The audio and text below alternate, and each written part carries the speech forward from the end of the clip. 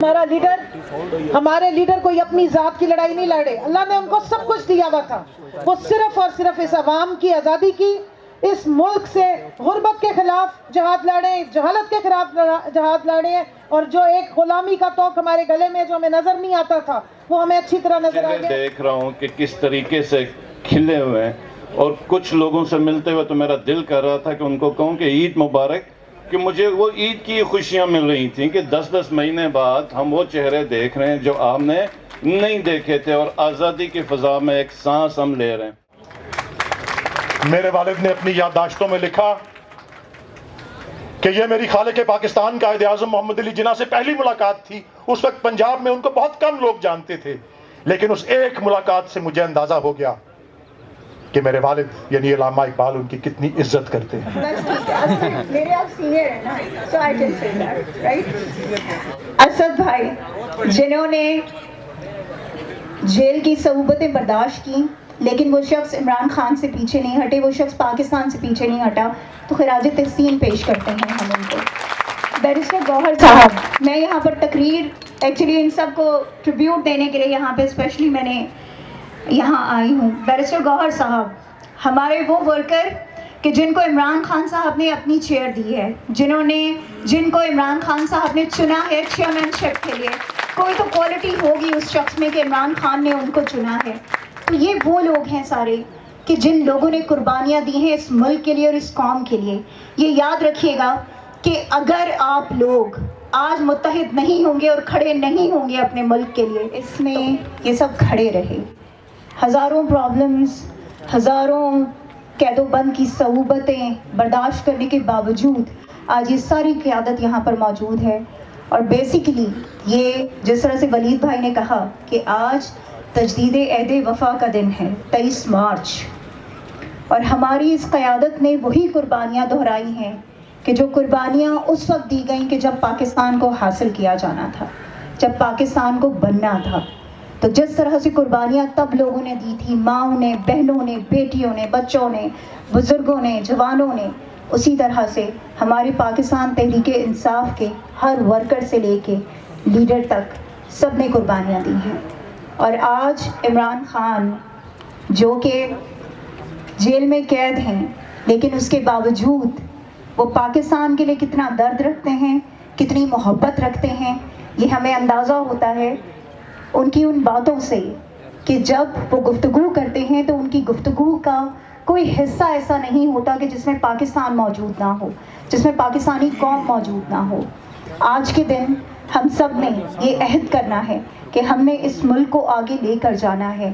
اس ملک کو اگر ہم چاہتے ہیں کہ ہم بلندیوں کے حدوں کو چھوئیں تو اس کے لیے بہت ضروری ہے ہمارا آپس میں متحد ہونا، ہمارا اتحاد، جس کی بات ہمیشہ قائد اعظم محمد علی کو ایک فرض سونپا تھا کہ ہم ملک بھر میں اپنے آپ کو منظم کریں. اس کے بعد کیا ہوا؟ 1937 میں ایک انتخاب ہوا تھا جس میں ان کی پارٹی کو بہت بڑی شکست فاش ہوئی تھی. 2 یا 3 نشستیں ملی تھی، 4 نشستیں 80-85 میں سے، اور ان 4 میں سے بھی 2 لڑک کر دوسری طرف چلے گئے تھے. لوٹے تب بھی ہوتے تھے 1937 میں. لیکن اس کے بعد کیا ہوتا ہے؟ قائد یاد کراتے ہیں کہ ہم نے ہر ضمنی انتخاب میں کامیابی حاصل کی. قائد نے فرمایا 1940 میں کہ یو پی کا اس وقت صوبہ جو تھا اس کے ایوان میں 100% کامیابی جو ہے، جس طرح آج ہم کو خیبر پختونخوا میں تقریباً جو ہے وہ حاصل ہوئی. اور پھر یہ بھی کہا کہ ہم نے خواتین کی بڑی خاص کمیٹی تشکیل دی ہے تاکہ آپ کو اس بات کا احساس ہو سکے. یہ قائد نے کہا کہ کتنا یہ ضروری ہے، بے حد ضروری ہے کہ ہم اپنی خواتین کو ہر ممکن مواقع فراہم کریں تاکہ وہ زندگی کی جد و جہد میں ہمارے ساتھ شرکت کر سکیں. قائد نے یہ فرمایا کہ وہ چادر اور چار دیواری اور گھر میں رہتے ہوئے بھی ایک اہم ترین کردار ادا کر سکتے ہیں. اسی کے پیش نظر میں آج کی پہلی مہمان مقرر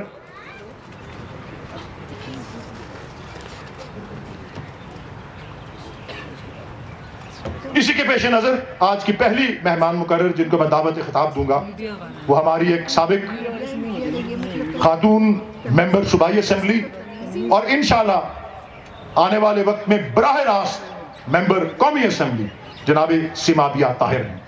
کہتے ہیں میں نے اپنی آٹوگراف بک ان کے آگے رکھی تو انہوں نے انگریزی میں سوال پوچھا تم بھی شاعر ہو؟ جواب میں 12 سال کے بچے نے کہا نو سر. کہا تو پھر کیا بننا چاہتے ہو بڑے ہو کے تم؟ مہمان نے پوچھا تو چھوٹا بچہ چپ کر گیا. تو مہمان نے علامہ اقبال سے کہا آپ کا بیٹا جواب نہیں دے رہا. تو علامہ نے کہا اپنے مہمان کو کہ یہ جواب نہیں دے گا کیونکہ یہ اس دن کا منتظر ہے جس دن آپ اسے بتائیں گے کہ اسے بڑا ہو کے کیا بننا ہے. اور میرے والد نے اپنی یادداشتوں میں لکھا کہ یہ میری خالق پاکستان قائد اعظم محمد علی جناح سے پہلی ملاقات تھی. اس وقت پنجاب میں ان کو بہت کم لوگ جانتے تھے لیکن اس ایک ملاقات سے مجھے اندازہ ہو گیا کہ میرے والد یعنی علامہ اقبال ان کی کتنی عزت کرتے ہیں. اور انہی دنوں میں 1936-37 میں جب کسی نے علامہ اقبال سے پوچھا ڈاکٹر صاحب یہ شخص کیوں ہے؟ محمد علی جناح اس وقت قائد اعظم ان کو نہیں کہا جاتا تھا. آپ نے محمد علی جناح کو کیوں چنا ہے؟ آپ کیوں سمجھتے ہیں کہ وہ مسلمانوں کا لیڈر ہے؟ تو علامہ اقبال نے انگریزی میں جواب دیا بیکاز ہی از انکرپٹیبل اینڈ انپرچیزبل. کہ نہ تو وہ بے ایمان ہے اور نہ ہی اس کو خریدا جا سکتا ہے. اور یہی وجہ ہے میں جانتا ہوں کہ میں نے تحریک انصاف میں کیوں شمولیت کی, آپ نے کیوں کی, ان لوگوں نے کیوں کی, کیونکہ اس کا بانی چیئرمن انکرپٹیبل اور انپرچیزبل ہے کہ نہ تو وہ بے ایمان ہے اور نہ ہی اس کو خریدا جا سکتا ہے. اور ان الفاظ کے ساتھ میں اپنے پاکستان تحریک انصاف کے اگلے پرزنر آف کانشنس, وہ جو اندر سے اپنے آپ کو مضبوط رکھنے والا, اپنے اندر انحصار پیدا کرنے والا, اپنے آپ کو اپنے حقوق کا تحفظ کرنا جاننے والا سابق وفاقی وزیر اور موجودہ ممبر قومی اسمبلی جناب شہریار آفریدی. بسم اللہ الرحمن الرحیم. ولید اقبال صاحب آپ کا بہت بہت شکریہ. میں آج اس لائن میں جب بیٹھا تھا تو میں بڑا پریشان تھا اور اپنے آپ سے پوچھ رہا تھا کہ میں تقریر کیا کروں. ایک طرف علی محمد خان ہے, ایک طرف ولی اقبال ہے اور سینیٹر صاحب ابھی تقریر کر گئے, رؤوف حسن صاحب نے آنا ہے, شہریار آفریدی صاحب کی تقریر ہے. تو اس گرمی گفتار کا میں مقابلہ نہیں کر سکتا. بہرحال آپ سب کا شکریہ, بالخصوص رؤوف حسن صاحب کا کہ اتنی خوبصورت تقریب انہوں نے آج آرگنائز کی, اور تمام شرکاء کا میں سب کے چہرے دیکھ رہا ہوں کہ کس طریقے سے کھلے ہوئے ہیں. اور کچھ لوگوں سے ملتے ہوئے تو میرا دل کر رہا تھا کہ ان کو کہوں کہ عید مبارک, کہ مجھے وہ عید کی خوشیاں مل رہی تھیں کہ 10-10 مہینے بعد ہم وہ چہرے دیکھ رہے ہیں جو آپ نے نہیں دیکھے تھے, اور آزادی کی فضا میں ایک سانس ہم لے رہے ہیں. ورنہ یقین جانیے کہ ہماری جو لیڈرشپ نے پچھلے 10 مہینے دیکھے ہیں وہ, اور یہ پورے ملک نے, پاکستان نے اور پاکستانیوں نے دیکھا ہے. میں اللہ سے دعا گو ہوں کہ اللہ اس کے بدلے میں اس پاکستان پہ کرم کرے اور پاکستانیوں پہ کرم کرے, اور جس مقصد کے لیے ہمارے آباء و اجداد نے قربانیاں دی ہیں اور اس ملک کو حاصل کیا ہے وہ مقصد پورا کرے, اور جس سمت میں پاکستان جانے کے لیے بنا ہے وہ سمت پہ پاکستان کی رفتار سٹارٹ ہو جائے. میں بہت ٹائم قلیل ہے, میں چند باتیں کروں گا کہ 1930 میں خطبہ الہ آباد ہوتا ہے. اس کے بعد آل انڈیا مسلم لیگ کی صدارت قائد اعظم محمد علی جناح رحمۃ اللہ علیہ جب سنبھالتے ہیں, ان کی سربراہی میں الیکشن ہوتا ہے 1937 میں جو ہم ہار جاتے ہیں. 1940 میں 23 مارچ میں منٹو پارک جو اب مینار پاکستان ہے وہاں پر آل انڈیا مسلم لیگ کی گیدرنگ ہوتی ہے, اور وہاں پر میرا خیال ہے شاید پہلی دفعہ پاکستان کا نام استعمال ہوا قرارداد میں, اور مطالبہ کیا گیا. یہ سننے کی بات ہے اور مجھے پتہ ہے افطاری کا ٹائم قریب ہے, میں نے بھی بھاگنا ہے, لیکن یہ جو بات ہے وہ یہ ہے کہ مسلمانان برصغیر پاک و ہند نے ایک خطے کا مطالبہ کیا، آزادی کا مطالبہ کیا، انڈیپینڈنس کا مطالبہ کیا کہ مسلمان ایک آزاد قوم ہے اور ان کا حق ہے کہ آزادی کے ساتھ اپنے مذہب اسلام کے روشن اصولوں کے مطابق یہ اپنی زندگی گزاریں۔ دو راستے تھے اس وقت مسلمانوں کے سامنے، ایک آل انڈیا، جو انڈیا میں انگریز ہوں یا پھر کانگریس ہو ان کی غلامی میں زندگی، یا جد و جہد کی جائے، ہجرت کی جائے، قربانیاں دی جائیں، جانیں لٹائی جائیں، عزتیں لٹائی جائیں اور ایک آزاد ملک حاصل کیا جائے۔ تو ہمارے آباء و اجداد آزادی کی طرف گئے، اور آج بھی ہمارے سامنے ایک سوال ہے، اور وہ سوال یہ ہے کہ آزاد پاکستان یا غلام پاکستان؟ آزاد پاکستان یا مشرف کا پاکستان جب ایک فون کال آتی ہے تو لیٹ جاتا ہے؟ آزاد پاکستان یا ضیاء کا پاکستان جس میں پینٹس کے اوپر پاکستان افغان وار پہ جاتا ہے اپنے مفادات کے خلاف؟ اور جب بھی یہ یاد رکھیں کہ ایسی حکومت ہوتی ہے جس کو عوام کی سپورٹ نہیں ہوتی ہے تو وہ پھر انٹرنیشنل پاورز کی سپورٹ کے لیے وہ معاہدے کر جاتی ہے جس کا خمیازہ پوری قوم بھگتتی ہے۔ تو آج بھی وہی سوال ہے جو 23 مارچ 1940 کو ہمارے آباء و اجداد کے سامنے تھا کہ آزاد وطن یا غلامی کی زندگی۔ تو آج بھی ہم پاکستانیوں کے سامنے ایک ہی سوال ہے کہ غلام پاکستان یا عمران خان کا پاکستان؟ تو ہم سب کی آواز ہے عمران خان کا پاکستان، آزاد پاکستان۔ بہت شکریہ۔ کی تاریخ کا سب سے ایک بڑا ہسٹری بنی ہے کہ ٹکٹ لینے والوں کی لائنیں لگی ہوئی تھی اور ہمیں سمجھ نہیں آ رہی تھی کہ کس کو دینی ہے ٹکٹ اور کس سے روکنی ہے۔ اور آج اگر پاکستان تحریک انصاف اس لیول تک پہنچی ہے کہ ہمارے جنہوں نے ہمارے خلاف سازشیں کی، جنہوں نے ہم پہ ظلم و ستم ڈھائے، ان کو سمجھ نہیں آ رہی کہ اس عوام کو اور اس پولیٹیکل پارٹی کو کیسے روکنا ہے، تو اس کی وجہ یہ پاکستان تحریک انصاف کا ورکر اور یہ قیادت ہے۔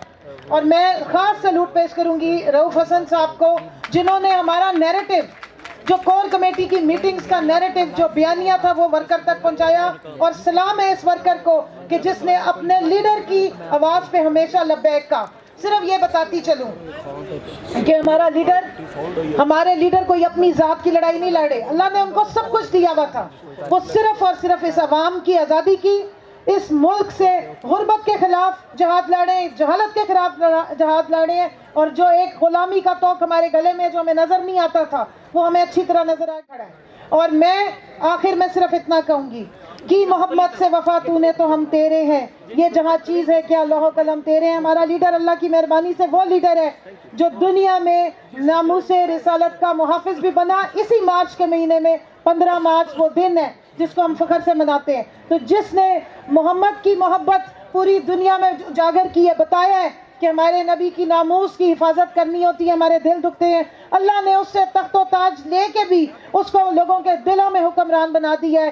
یہ وزیر اعظم کی کرسی کے لیے ہم محتاج نہیں، ہمارا لیڈر محتاج نہیں، یہ کرسی عمران خان کی محتاج ہے۔ انشاءاللہ بہت جلد ہمارے لیڈر باہر آئیں گے، ہم سب مل کے انشاءاللہ تعالیٰ ان کی اسی طرح کی حلف برداری کی تقریب میں کھڑے ہوں گے اور نعرہ لگائیں گے، کون بچائے گا پاکستان؟ عمران خان! عمران خان! کون بچائے گا پاکستان؟ عمران خان! عمران خان! پاکستان زندہ باد! بہت بہت شکریہ۔ لیکن قائد نے کہا کہ ایک تیسری قوت ہے جو ان دونوں قوتوں سے عظیم تر ہے، اور وہ ہے ہماری خواتین کی قوت۔ اور میں دعوت دوں گا جو سٹیج پہ دونوں خواتین بیٹھی ہیں کہ یہ آ کے ان قیدیوں کی، جو ہمارے ایک سیاسی قیدی ہیں، ان کی فیملیز کو دعوت دیں اور ان کی لسٹس میں سے نام پڑھیں۔ جی آپ سمابیہ طاہر صاحبہ اور ہماری ویمنز ونگ کی جو چیئرپرسن ہیں اور سابق ممبر قومی اسمبلی ہیں کمل شاہزد صاحبہ، آپ دونوں آئیے جی۔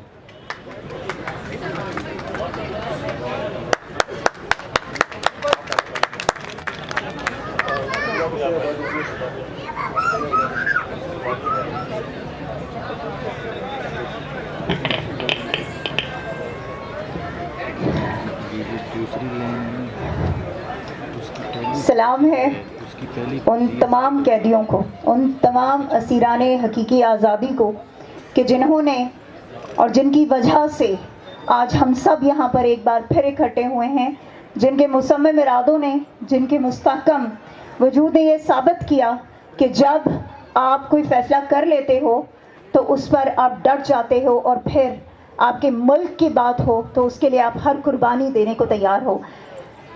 میں گزارش کروں گی سعید خان صاحب سے، اسلام زید، فرحان علی، صابر خان کہ وہ یہاں پر سٹیج کے سامنے آتے جائیں پلیز۔ جتنے ہمارے اسیران حقیقی آزادی ہیں وہ کائنڈلی یہاں سٹیج کے سامنے تشریف لے آئیں سب۔